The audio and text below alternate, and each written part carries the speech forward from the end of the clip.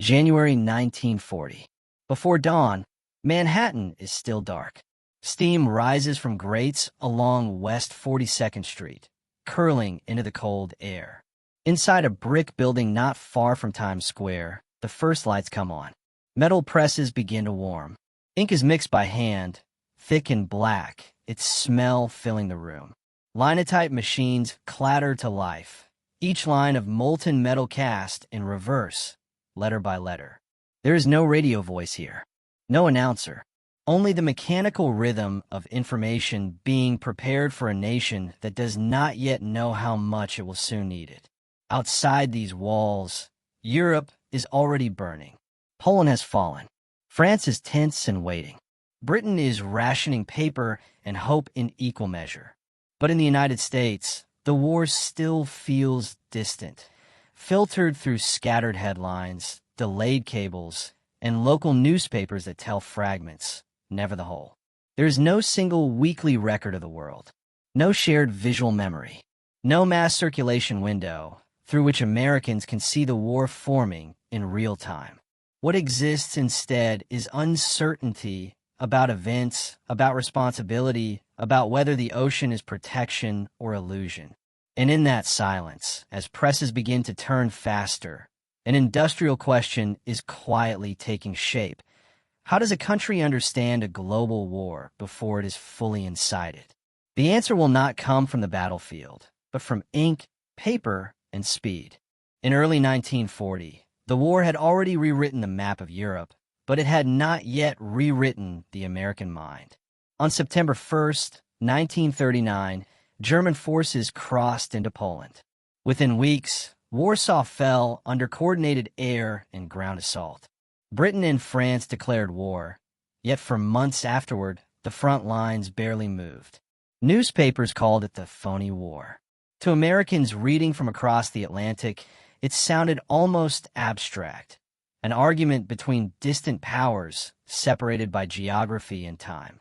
The United States remained officially neutral. Congress had passed neutrality acts throughout the 1930s, shaped by the memory of the First World War and the belief that information itself could drag a nation into conflict. President Franklin D. Roosevelt spoke carefully, choosing words meant to warn without inflaming. Public opinion polls in 1939 and early 1940 showed a country deeply divided, sympathetic to Britain, wary of Germany, but unwilling to send sons overseas. Information arrived slowly and unevenly. Most Americans still relied on local daily newspapers, many of them family-owned, operating on tight margins. Foreign bureaus were expensive. Photographs from Europe often arrived weeks late, if they arrived at all.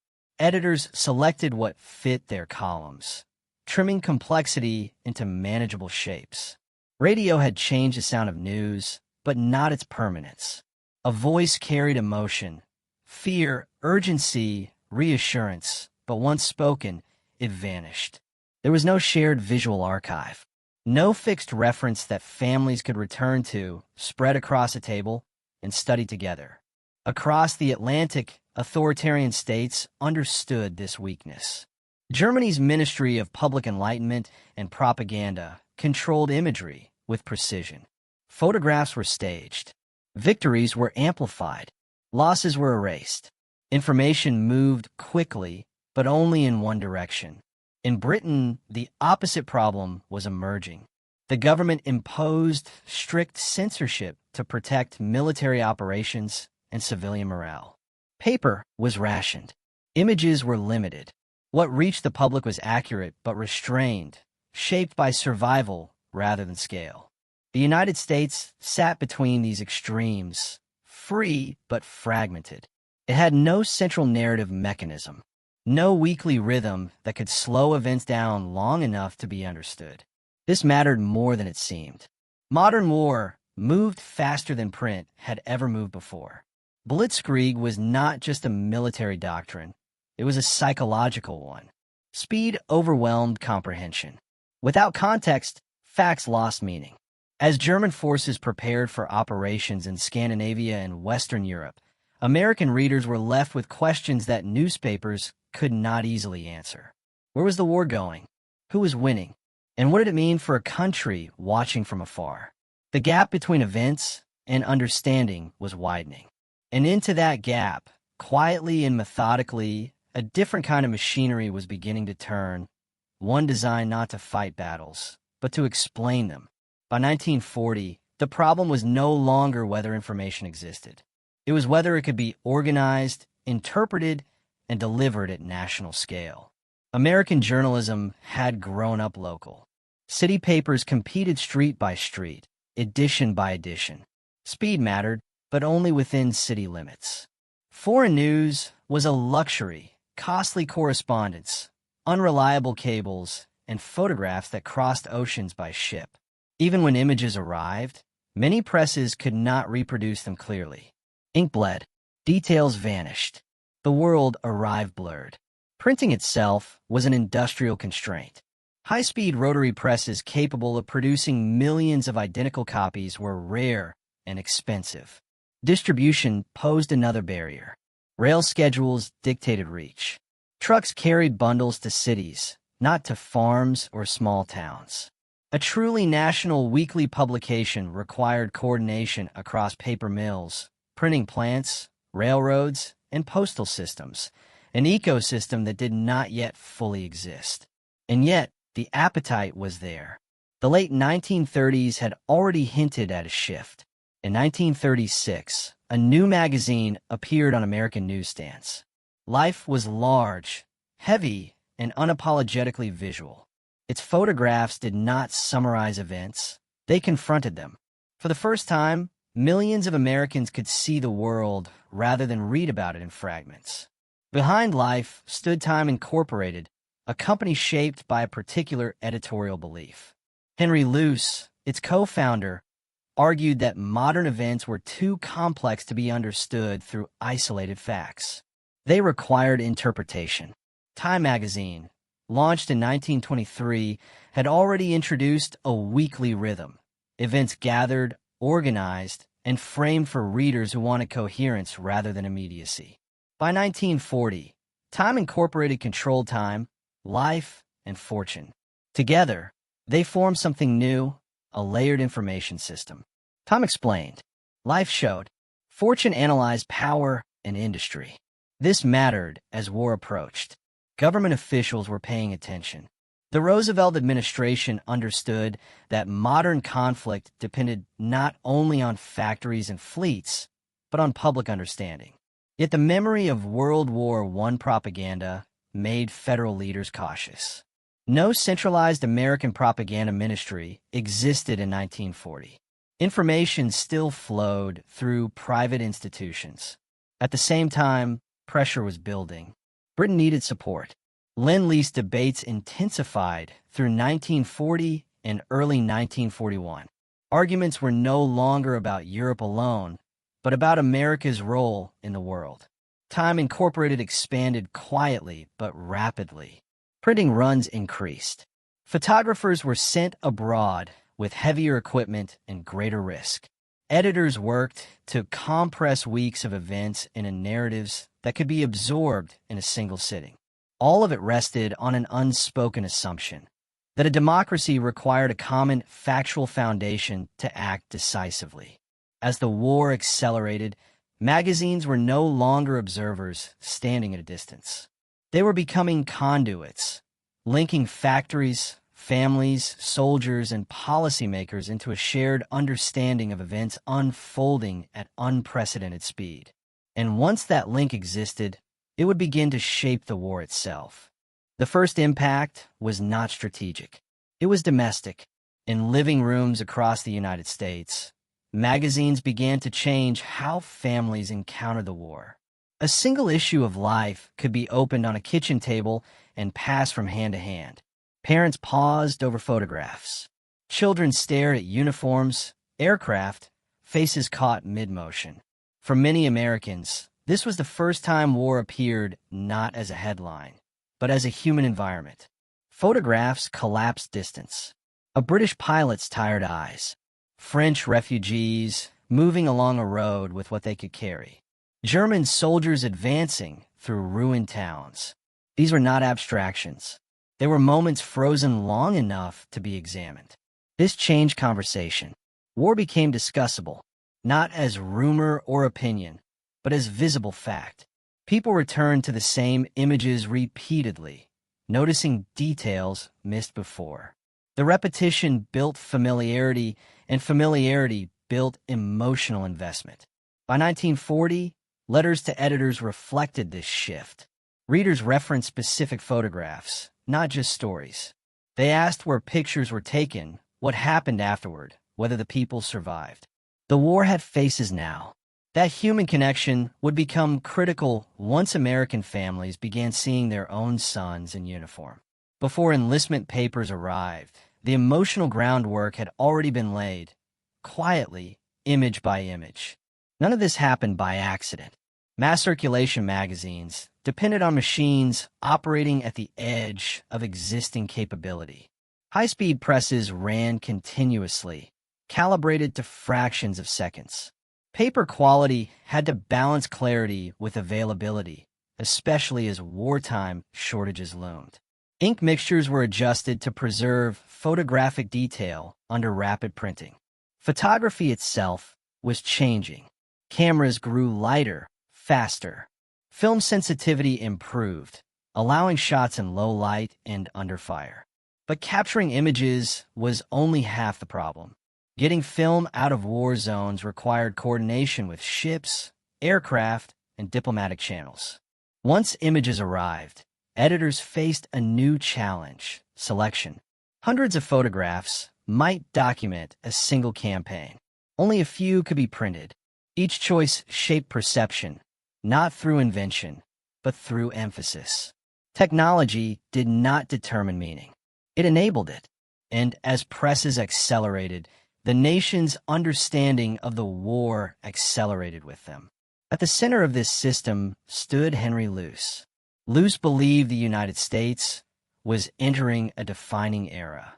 In 1941, he would describe it as the American century, arguing that power carried responsibility. But even before that phrase appeared in print, the philosophy shaped editorial decisions. Time did not merely report events, it arranged them. Stories were framed to explain significance, not just sequence. Leaders were profiled not as distant figures, but as personalities whose decisions altered millions of lives. This approach drew criticism.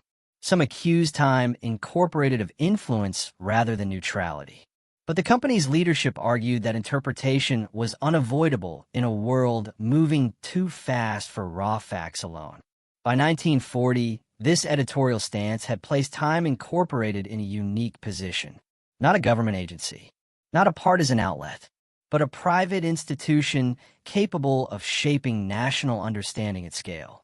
And as the war pressed closer to American shores, that capability would be tested under conditions far more severe than peacetime journalism had ever faced. As the war widened in 1940 and early 1941, the American government began to recognize a structural reality it could not ignore. Information moved public opinion faster than speeches or legislation. There was no Office of War Information yet, no centralized authority controlling narrative flow. What existed instead was a loose, cautious relationship between federal agencies and private media organizations. Time Incorporated sat at the center of that relationship, not by decree, but by capability.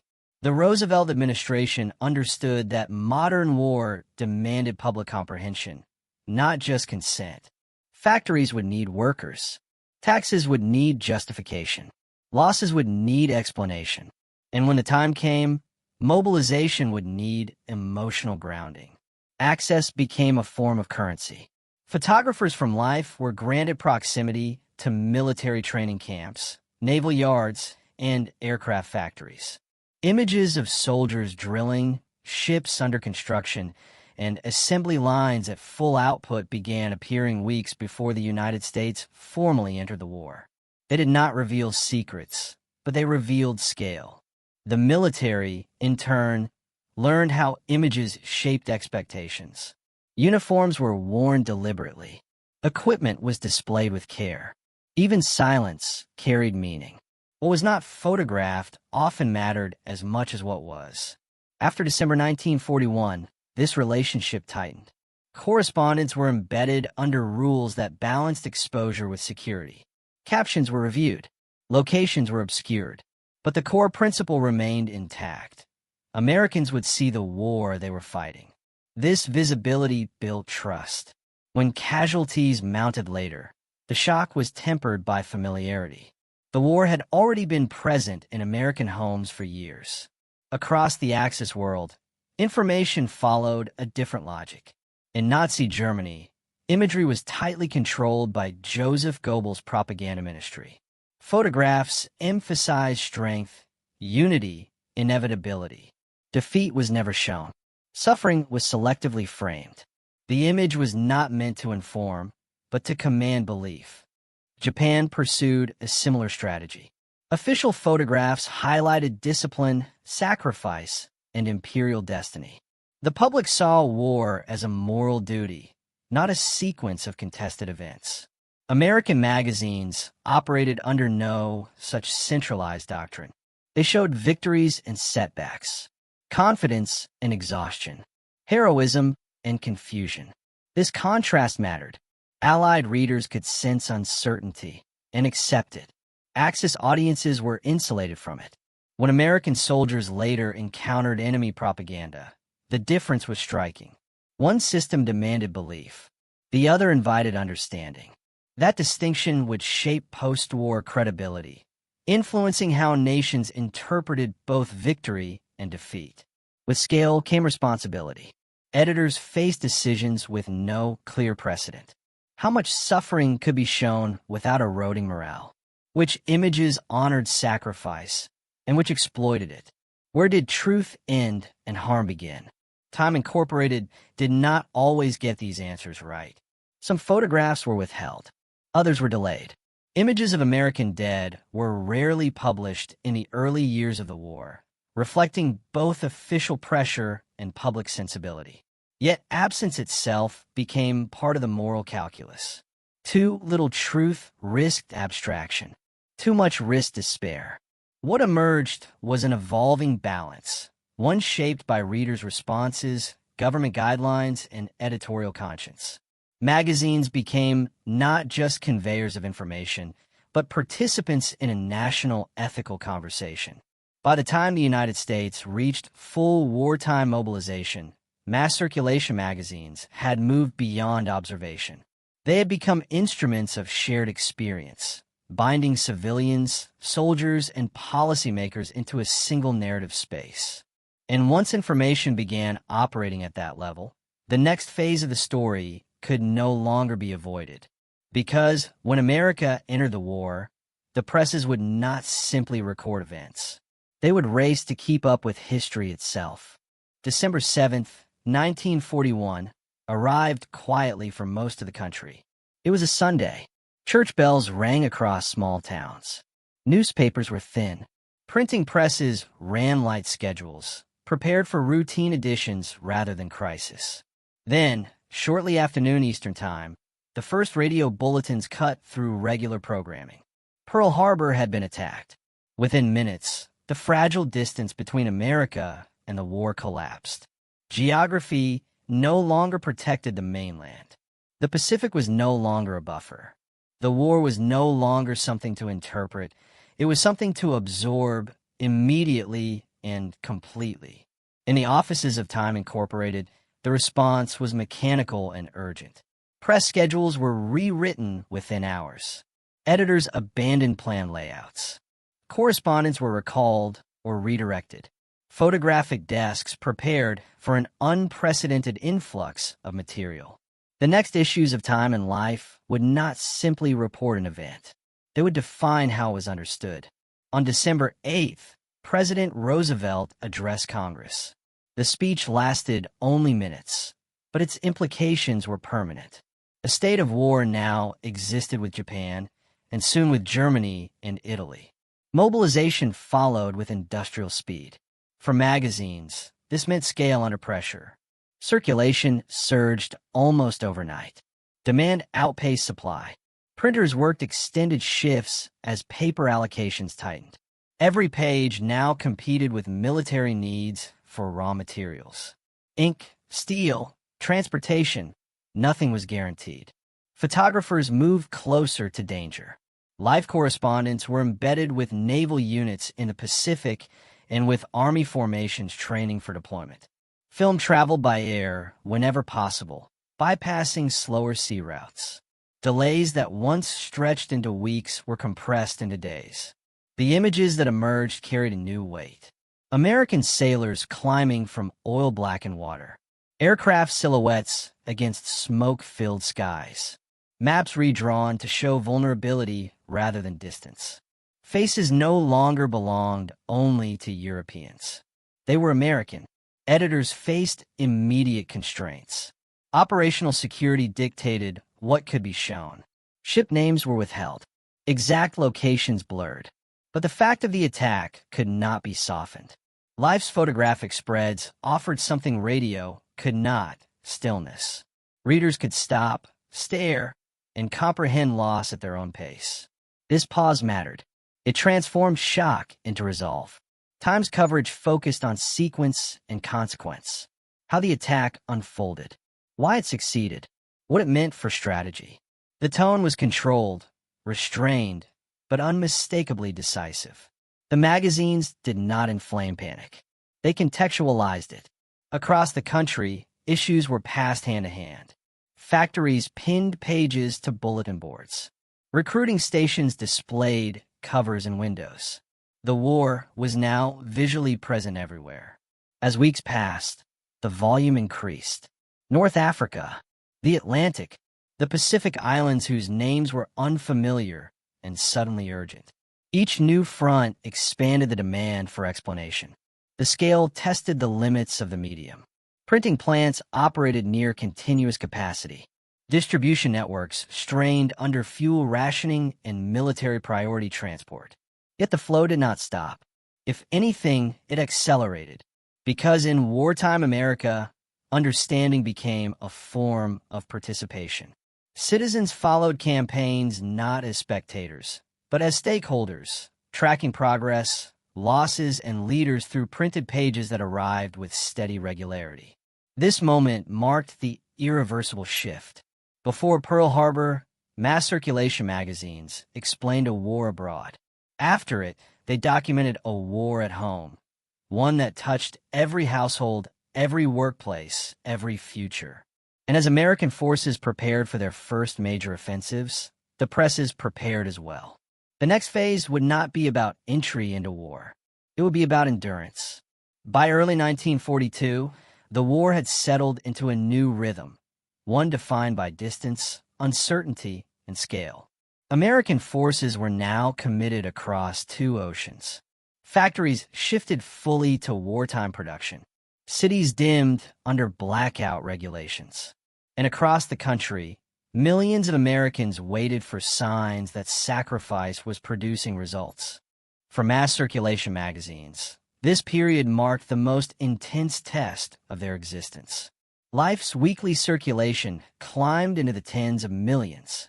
Each issue weighed more than its predecessors, not in pages alone, but in consequence. What appeared in print became part of the nation's permanent memory. Editors understood this. Every photograph carried the responsibility of representation.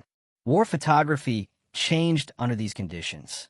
Combat photographers worked with minimal equipment, often carrying only what they could protect while moving under fire. Cameras were wrapped against sand in North Africa, salt spray in the Pacific, mud in Europe. Film was guarded like currency. When images returned, they arrived incomplete. Frames blurred by motion. Shots cut short by explosions or sudden movement. Yet these imperfections carried authenticity.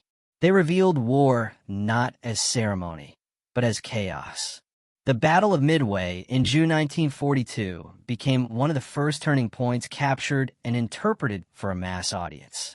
Maps in time traced carrier movements across the Pacific.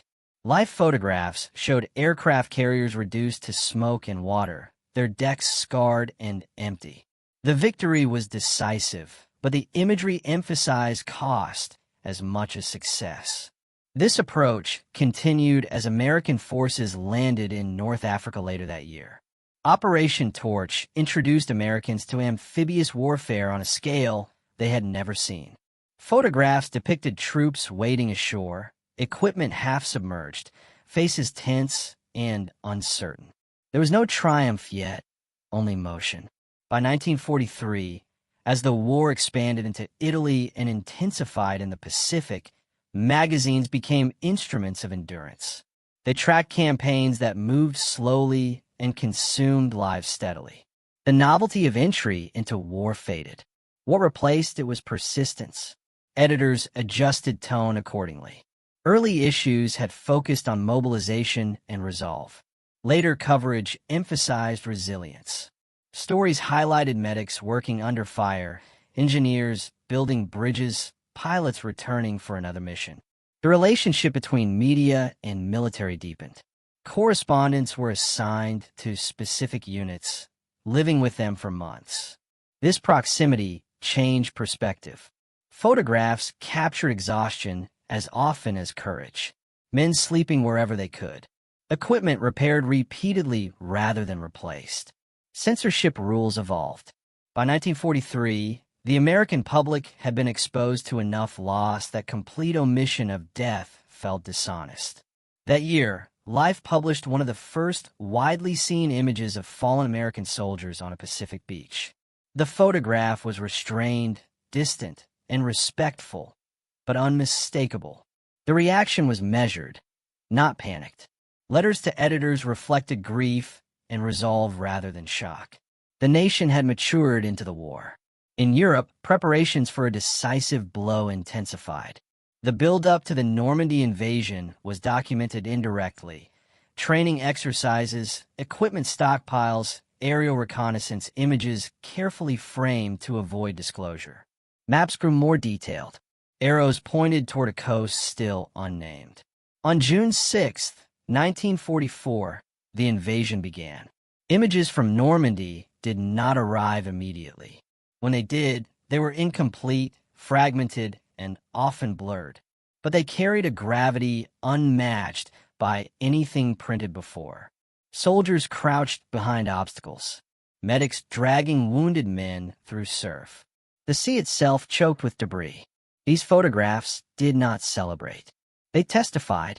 By the final years of the war, mass circulation magazines had become something unprecedented, a continuous, shared visual diary of a global conflict. Americans followed the war not through isolated announcements, but through accumulating evidence. Each issue added another layer to understanding. Victory in Europe in May 1945 was presented with restraint. Crowds celebrated, but pages also turned backward, showing the cost paid to reach that moment. In the Pacific, the war continued, and coverage reflected fatigue more than elation. When atomic bombs ended the conflict later that year, magazines faced one final challenge: how to show an event beyond conventional imagery. Photographs could not fully convey scale. Diagrams, maps, and measured language took their place. By then, the transformation was complete. Mass circulation magazines had grown from experimental ventures into national institutions. They had not merely recorded the war. They had structured how it was seen, remembered, and understood, week by week, image by image. And as the guns fell silent, a quieter question emerged. What would happen to a nation that had learned to see itself through the lens of war? When the war ended, the presses did not stop. In August 1945, as surrender documents were signed and armies stood down, the machinery of mass communication continued to run at wartime speed. Habit had been formed. Expectation had been set. Millions of readers still waited each week for coherence, for an ordered account of a world that had been violently rearranged. For Time Incorporated, the immediate aftermath was defined by contradiction. Victory brought relief, but also disorientation. The organizing force that had driven circulation, the war itself, was suddenly gone. What remained were its consequences, scattered across continents and lives. Magazines turned their attention to damage. Photographs from Europe revealed cities hollowed out by bombing. Berlin, Warsaw, Dresden, names that had once represented strategic objectives, now appeared as physical absences. Streets were reduced to corridors of rubble. Civilians stood among ruins not as symbols, but as individuals, older, thinner, altered. In the Pacific, images showed a different aftermath. Islands stripped of vegetation. Wreckage half submerged in coral water. Graves marked temporarily, waiting for permanence. These were not wartime images in the familiar sense. There was no motion, no urgency, only aftermath. Editors faced a new challenge: how to maintain relevance when the central narrative, the advance toward victory, had concluded. The answer was continuity. Time shifted toward interpretation of peace. Articles examined conferences, treaties, and emerging tensions. Yalta and Potsdam were explained not as endings, but as beginnings of a new global order. Readers were introduced to unfamiliar terms: occupation zones, demobilization, displaced persons. Life continued to rely on imagery, but the focus changed. Instead of combat, the lens turned toward return. Soldiers arriving home. Families reuniting on docks and train platforms. Factories converting back to civilian production. These images carried emotion of a different kind. Relief mixed with uncertainty. Smiles existed alongside questions that had no immediate answers. The scale of loss became clearer with time. Statistics appeared slowly, cautiously. Over 400,000 Americans dead. Millions wounded worldwide. Entire regions economically paralyzed. Magazines became translators of magnitude. They took numbers that were too large to grasp and anchored them in faces and places. A veteran missing a limb. A mother holding a folded flag. A city block where nothing stood intact. The war's psychological footprint emerged gradually. Articles addressed fatigue, reintegration, and silence. Many veterans returned unwilling or unable to explain what they had seen. Magazines filled that gap, offering shared reference points that allowed conversation to begin without direct confession. At the same time, a new anxiety formed. The same technology that had ended the war, industrial scale, scientific concentration, rapid delivery, now threatened peace. Coverage of atomic weapons avoided sensationalism. Instead, diagrams explained energy release. Maps illustrated blast radii. The tone was restrained, almost clinical.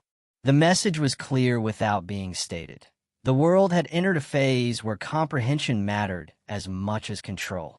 Time Incorporated had survived the war not by adapting afterward, but by evolving during it.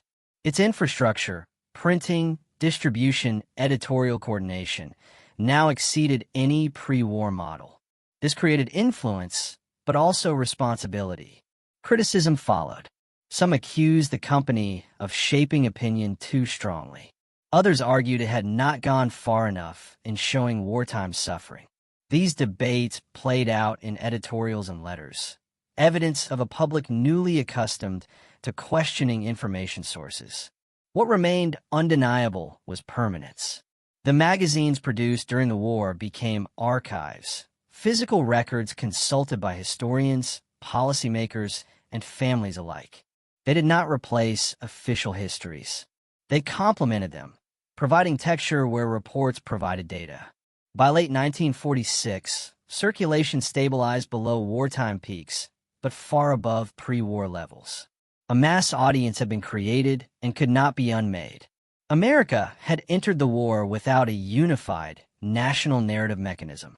It emerged with one embedded deeply in civilian life. And as attention shifted toward reconstruction and rivalry, that mechanism would not remain neutral for long. Because the war's end did not bring informational quiet. It brought a new contest, one defined not by bullets, but by belief. The years immediately following the war revealed how deeply mass circulation magazines had reshaped American perception. What had begun as a wartime necessity hardened into a peacetime expectation. Readers no longer accepted fragmented updates or purely local viewpoints. They wanted continuity. They wanted interpretation. They wanted to see the world as a connected system, just as they had during the war. Time Incorporated adapted quickly, but the environment had changed. The enemy was no longer visible in uniform. There were no front lines to photograph, no islands to name and capture. Instead, tension took ideological form. Maps no longer showed arrows of advancing armies, but shaded regions of influence. The Cold War entered American consciousness not with a declaration, but with a gradual accumulation of stories. Time framed this new conflict through language and sequence. Articles explained doctrines, alliances, and spheres of control. The Soviet Union appeared not as a battlefield opponent, but as a system, opaque, disciplined, expansive. Former wartime allies were reintroduced as strategic uncertainties. Life faced a more complex challenge. Photography excelled at capturing moments, but the Cold War unfolded slowly, often invisibly. Editors turned to symbolism. Images of border checkpoints, military parades, atomic test sites in remote deserts. These photographs did not document conflict in the traditional sense. They suggested it. The moral authority magazines had gained during the war now carried weight in shaping public belief. This influence drew scrutiny. Congressional hearings in the late 1940s and early 1950s examined media responsibility alongside loyalty, security, and propaganda. While Time Incorporated was not accused of subversion, its reach was acknowledged openly. The war had proven that narrative scale mattered. Internally, editorial standards hardened. Fact-checking processes expanded. Foreign bureaus grew more permanent. Mistakes carried greater consequence in a world where trust had become a strategic asset. Technologically, the legacy of wartime expansion persisted. Printing presses remained faster than pre-war models. Distribution networks stayed national.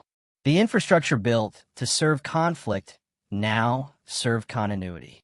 Yet something had shifted irreversibly. Before the war, magazines competed with newspapers for attention. After the war, they competed with memory itself. Readers measured present events against wartime experience, searching for familiar patterns. This created both clarity and distortion. On one hand, Americans were better equipped to understand global events. They recognized mobilization, alliances, and escalation. They understood that distant conflicts could carry domestic consequences. On the other, the expectation of total narrative of a single, coherent weekly explanation risked oversimplification. Complex realities resisted compression. By the early 1950s, television began to emerge as a new force. It offered immediacy without permanence, echoing radio's strengths while adding visuals. Magazines responded by leaning further into depth, analysis, and photographic quality. The wartime model, explain, show, interpret, remained intact. What endured most was the lesson learned between 1940 and 1945, that information itself was infrastructure. It required investment, coordination, and ethical restraint. When neglected, understanding fractured. When cultivated, it unified. Time Incorporated's rapid growth during the war had not been inevitable. It was the result of necessity meeting preparedness. A nation lacking mass circulation coherence had improvised one under pressure. That improvisation left a permanent mark on American civic life. Wars would continue. Technologies would change. But the expectation that a society should see itself reflected clearly, regularly, collectively, had taken root. And as the generation that lived through the war aged, the magazines they read became repositories of memory, consulted not just for news, but for meaning. The presses slowed eventually. The images faded slightly on a page. but the structure remained. Which raises the final question. What does it mean for a democracy to learn how to see itself in wartime and never entirely unlearn that habit? History often measures wars by armies, battles, or treaties. Yet some of the most profound transformations happen quietly, in ink and paper. Time Incorporated's rise during the early 1940s illustrates this truth. America had entered the war without a unified lens, without a mechanism to see itself as part of a global struggle. By 1945, it had gained one, not through policy or force, but through repeated, deliberate acts of explanation and depiction. Magazines became more than media. They were mirrors, frameworks, and memory. They carried images of courage and loss, of victory and devastation, across the continent, week by week. They connected the battlefield to the home front, the individual to the collective, the abstract to the tangible. In doing so, they changed not only how Americans understood war, but how they experienced it. They shaped civic expectation. That knowledge should be coherent, complete, and accessible. They showed that information itself could be mobilized, coordinated, and industrialized, just like steel, fuel, or troops. There's a subtle power in this legacy. It reminds us that conflicts are fought not only with weapons, but with perception, and that the societies that survive, adapt, and endure are those that can see clearly, even when the view is uncomfortable.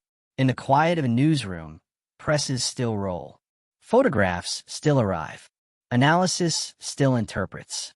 The machinery of understanding continues, echoing the wartime realization that to witness is to participate and to understand is to act. For Americans in 1940, the war began in uncertainty. By 1945, it had become visible, tangible, and immortalized in pages that continue to teach, caution, and inspire. In that transformation lies the lasting significance of Time Incorporated's rapid ascent, a testament to the silent power of seeing, remembering, and sharing a nation's story.